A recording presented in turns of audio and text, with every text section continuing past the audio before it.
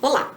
Chegamos agora na apostila 2, tá? As aulas 13 e 14 de Física A, da página 150.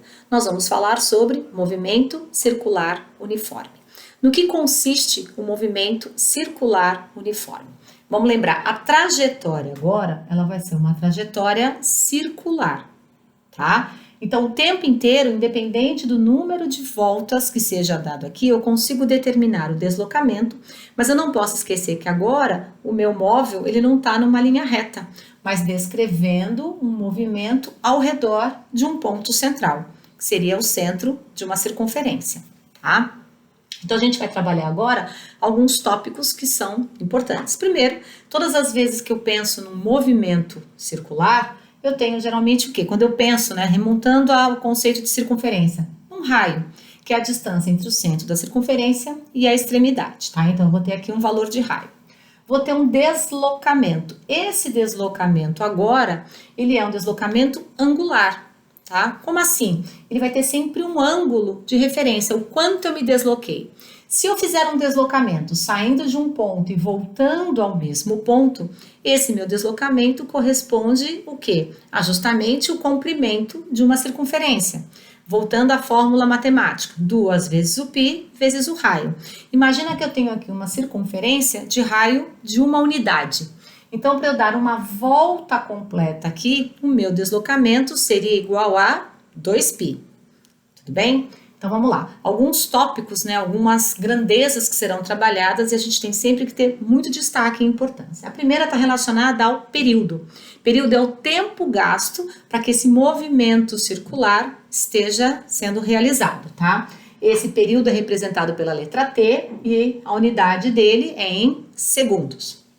O segundo é a frequência. A frequência é quantas voltas dentro de uma unidade de tempo o corpo pode realizar, o móvel pode realizar. Ela é representada pela letra F e a unidade de medida de frequência é o Hertz. Nós também podemos calcular a frequência como inversamente proporcional ao tempo. Então, como é que seria isso? Frequência é igual a 1 sobre o período, representado pela letra T, tá? Uma outra observação em relação à frequência.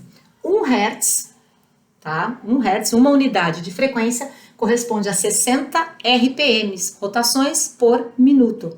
Então, a gente vai ter que tomar bastante cuidado, porque quando eu falo num Hertz, eu falo em rotações por minuto, mas quando eu falo na frequência inversamente proporcional ao tempo, esse tempo é dado em segundos, tá? Então, leiam sempre os exercícios com muita atenção para fazer as transformações devidas, porque quando eu tiver a informação de rotações por minuto, provavelmente eu tenho que transformar isso para segundos, tudo bem? Então, fiquem atentos.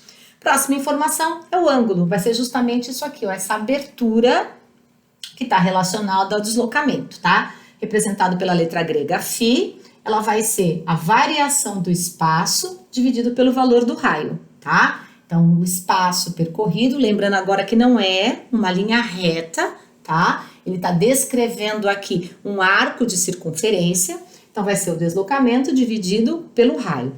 Essa medida do ângulo, ela não é dada em graus, ela é dada em radianos.